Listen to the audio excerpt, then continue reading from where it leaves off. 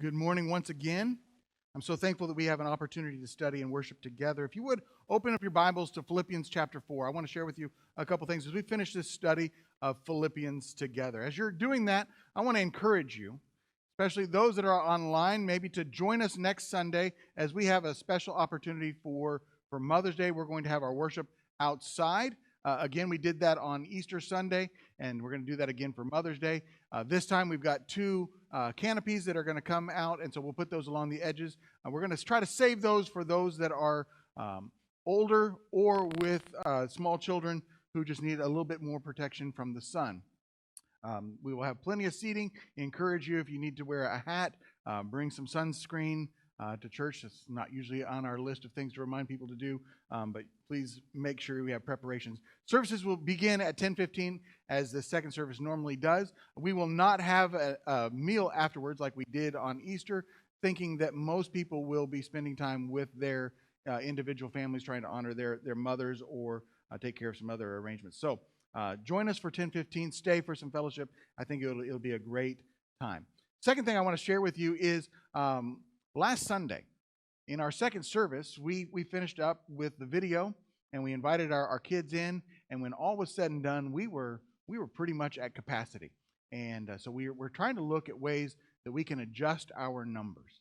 And so I want to ask you if there's some within this crowd that would be willing to start coming at the 9 o'clock service. That would be 9 o'clock service. That would help kind of offset some of our numbers. If you would be interested in that, let me know as we try to adjust. Right now, we're working on kind of testing out an overflow room of kind of a live stream video group experience. So I've got a few people that are taking a look at that to see how we might be able to continue to grow in our attendance, but continue to provide a safe and healthy environment for us to worship. And of course, we will continue on with our live stream, and we're working to connect with those that are worshiping from home. Last but not least, last week we passed out some information about the rescue mission, and so I'm so thankful in the response.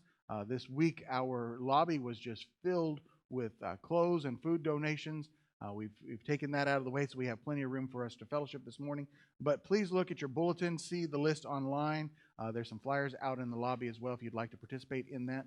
There is a great number within our community that just need a little bit of help and a blessing in life. This morning on my way to the building, I met an individual who, I don't know what the situation was, but something in his home was not working well, and so he decided it would be better to spend the night outside without any place to go rather than staying in his home. And so we just have a variety of people who are in some pretty tough spots, and the rescue mission is a great place for us to be able to provide some resources and love and help for them. And so if you can provide that, we're going to be trying to raise those supplies for the next couple of weeks.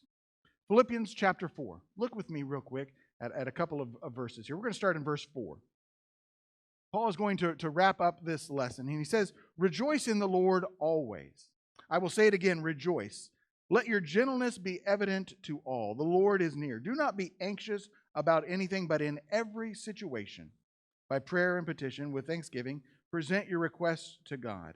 And the peace of God, which transcends all understanding, will guard your hearts and your minds in Christ Jesus.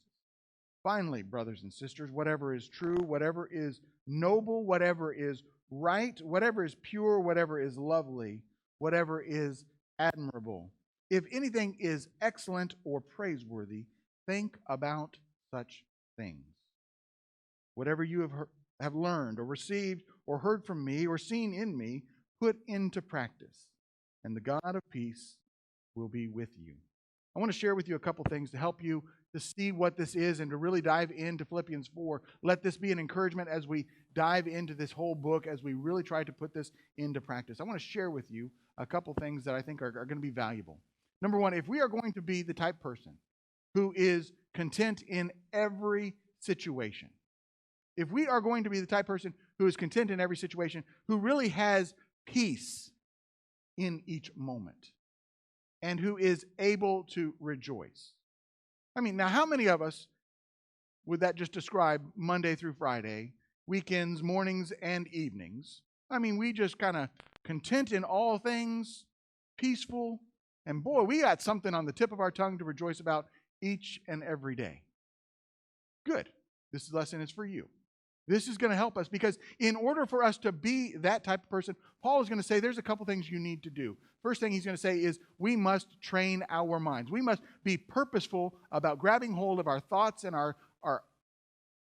mind, what is going on, where our heart is focused and what we're thinking, so that we will put these things into practice. He's going to give us several godly principles that are valuable for our lives so that we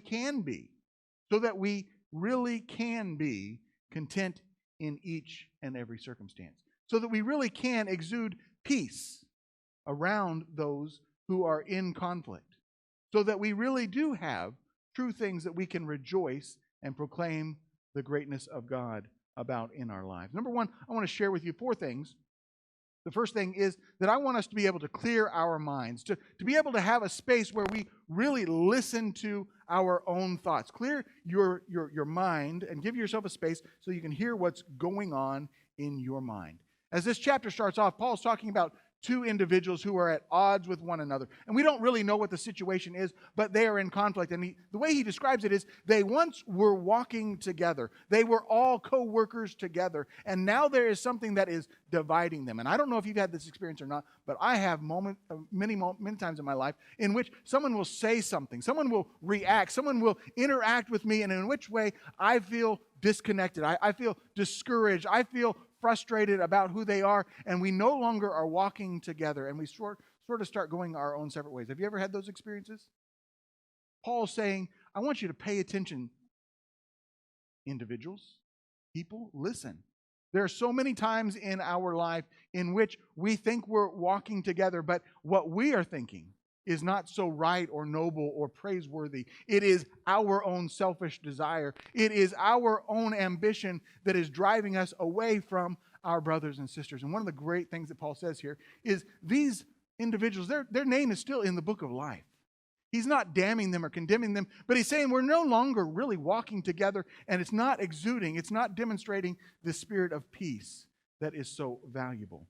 I love the story of Jeff Allen. He's a Christian comedian. I don't know if you've ever watched any of his stuff, but he's been through a variety of difficult experiences with drugs and alcohol.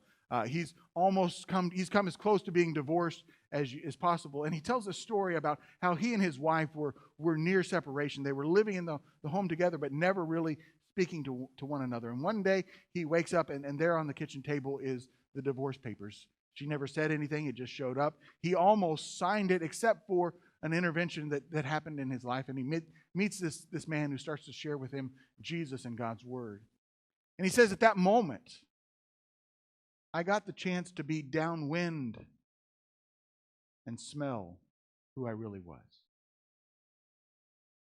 Imagine that thought for just a moment, as we sometimes need a place where we really listen to how self-centered, how selfish our own thoughts are, how negative we really have become, and we understand how far we've gone away from what God has really desired. Our thoughts, they should be great and noble and right, but we need to mull over. We need to stop and think about really what's going on. Paul intervenes in this situation because these 2 individuals were not living with that practice and with that purpose. Number 2, I want us to stop the train of negativity. I want us to grab hold of our thoughts and understand that sometimes we live in a world in which our thoughts, it may be a significant event that happens in your life. It may be something as simple as someone cut you off in traffic on the way to work, and your thoughts just become negative and toxic, and they continue on. Have you ever had this experience where a big event or a little event, whatever it is, just captivates your mind, and for the rest of the day, maybe even for the rest of the week, you are stuck in this downward spiral? Has that happened? It happens to me, and I find myself holding on to this negativity that grabs my attention. Paul says we're supposed to be able to rejoice. And in those moments, I'd say, what am I supposed to rejoice about? That jerk who was, and I described that situation. What am I supposed to have peace about? Because I need to let them know, and we start to live out our own desires and feelings. And it's not the way that God has desired. So if we can't not rejoice, then we are on that train of negativity. Gentleness. If we can't do that, if we can't be gentle in our words to our spouse or our family or co-workers, if we can't be gentle to those who are seeming to harm us even, then we are on this train of negativity. Vengeance is mine, thus saith the Lord. And Paul would remind these individuals that the Lord is near. And so we don't need to be anxious in this life. We don't need to be caught up in our worry and negativity.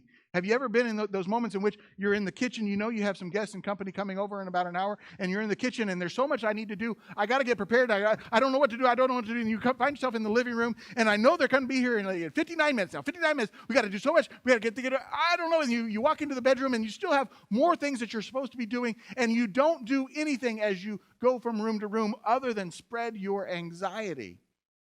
That anxiety is non-productive. It's not going to be beneficial. We need to come back to some things. And Paul would say we need to spend some time in prayer with a powerful Creator. We need to make a request of God that brings us back in a position of knowing who is in control. And we need to remember to be thankful. Try that next time you find yourself in the downward spiral of life. To grab hold of your mind, to listen to what's going on, and try to find ways to spend time in prayer, to give a request to God and be thankful. I want to share with you 3 things that I think will help us in this. I'm going to call them traveling through 3 nations, three different things. I couldn't find a better way to put this together, so bear with me here. This is the nation, or the first one is of inspiration. Okay? The first one is really getting a spark within our lives. It's going to grab us and get us up off the couch. How many of us in our dieting or exercise have finally seen a story on TV or in the news or come across our email?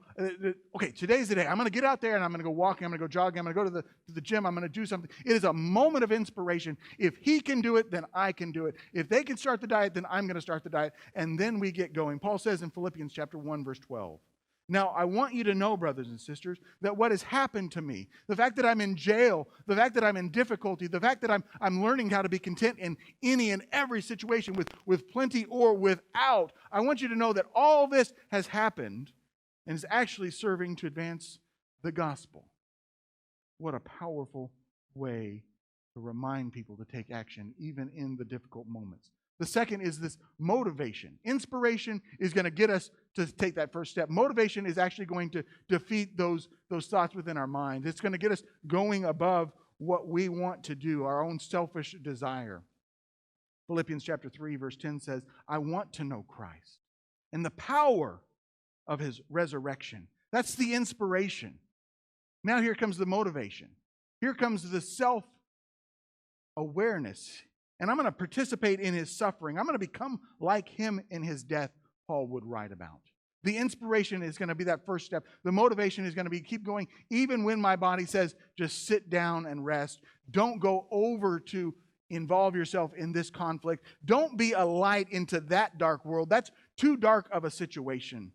That's not God speaking at all. And the third one is going to be this determination. Inspiration, motivation, determination. This is overcoming the obstacles that are around us. This is looking back and seeing that this pandemic is not going to stop the light of Christ from shining. This is understanding that the economic trials that you might be under are still going to give you an opportunity to provide hospitality and love to those that are around you. This is the determination to overcome the obstacles that are in front of you. And Paul says in Philippians 4, verse 12, "I know what it is to be in need. I know what it is to have plenty. I've learned the secret of being content in any and every situation, whether we're fed or hungry, living in plenty or in want." And then verse 13, the one that we get out of context so often, Paul says that I can do all these things through him who gives me strength. It's not that I'm going to become a superhero. It's not that I'm going to get all my wishes and wants through Christ. Somehow I'm going to become the CEO, the superstar, the NBA, whatever. It's that I'm going to be able to live in any and every circumstance as I continue to be a light in this dark world. And so there is nothing that's going to separate us. There's nothing that's going to hold us back. There's nothing that's going to prevent us from being this individual. whether it is being falsely arrested, whether it's being falsely accused, whether it is being without the resources or being given way too many resources, whether it is our own illness, whether it is our own strength, none of these things are going to matter as we continue to press on in our own lives. I read recently about a man. His name is Renaud III. He was a duke of what is now we kind of know as Belgium, I guess. He was a 14th century duke then. And his younger brother, Edward and Renaud got into some sort of conflict, and Edward didn't like the way that Renaud was overseeing the land. So there was this feud and fight, and finally Edward overthrows his brother. But knowing the rules and the situation of life, he was not able to kill his brother, and so he imprisons his brother in a very unique way. His brother indulged and loved to eat, and so Edward builds this prison with just slightly smaller than normal doors. And Renaud is trapped in this house with no locks. And every day, Edward would send his brother fine foods, lavish him with large meals, and told him that if he would come out of his prison, he could regain his throne. And for more than 10 years, Renaud continues to indulge, so much so that he's no longer able to even leave his bed, let alone try to squeeze through these slightly smaller than normal doors. About 10 years later, Edward is killed in battle, and those that are trying to understand the situation come and free Renaud. At that point, his health is so declined that he only lives for less than a year. Duke Edward at the time said, "My brother is not a prisoner. He may leave whenever he wills, but he stayed there of his own selfish desire." And I wonder sometimes if that's not a great example of who we are as we deal with the world, as we somehow come to these moments of flashes of inspiration or motivation, but yet we lack the determination to press on in this race of life, to be a light in our dark world. And so I want to challenge you, as Paul says, that we are going to provide. We are going to bring actions of love to those around us. As he praises this Philippian church for the service of what they are providing, for the ways that they're continuing to bring resources and help and love into his world. Not that they need it. Not that he is in need, because God will provide maybe in other ways, but so that their account will be credited, so that they will get the experience of participating in all of this. And Paul says in verse 9, whatever you have seen in me, whatever you have learned and received from me, put into practice. And the God of peace will be with you. And I read over that verse a variety of times. Verse 9 continues to say, whatever you've seen in me, whatever you've heard from me, put into practice. Put into practice. Put into practice. And I started to hear another teaching in which Jesus, as he was finishing that Sermon on the Mount, flip over to Matthew chapter 7 with me real quick, and let's look at verses 24 through 27. Jesus, as he's finishing this, he talks about two individuals. He talks about a wise builder and a foolish builder. And he gives these two options for our life, and Paul is going to use those same words. In Matthew chapter 7, verse 24 through 27, Jesus says, therefore, everyone who hears these words of mine and puts them into practice is like a wise man who builds his house on the rock. The rain came down, the streams rose up, and the winds blew and beat against the house, yet it did not fall because its foundation was on the rock. But everyone who hears these words of mine and does not put them into practice is like a foolish man who builds his house on the sand. The rains come down, the streams rise up, and the winds blow against and beat against the house, and it fell with a great crash. Paul encourages us not to just be hearers, but to put these things into practice. And I wonder how many times in our Christian life, in our modern day Christianity, we work on trying to have this intellectual understanding of what Scripture is, that we grab hold of these great concepts or these big words, these Greek and Hebrew words. We're grabbing hold of a history and a context that is foreign to us, but yet our actions never change. And we are to be a light in this dark world. And if our actions continue to represent the rest of the world, how bright is our light? How much are we shining like stars in this dark world? It starts as we grab hold of our thinking. As we take stock of the direction of where we're going, if we really are thinking about those things that are of God, from God, and noble and right and true, or if they are toxic and negative and spiraling in our life. Are we really living a determined life? Or are we haphazard?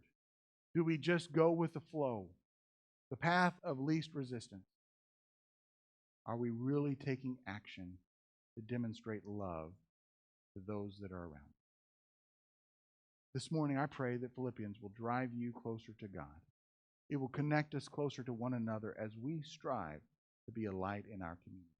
Our shepherds are here, and they would love to pray and talk with you this morning. Our office is open throughout the week. If there's anything we can do, please call us and come on by. We would love to pray with you and counsel with you and study with you. This morning is an opportunity for us to determine once again to be a light in this dark world. Let's stand together. Let's sing this song as an encouragement to one another. Lord, take my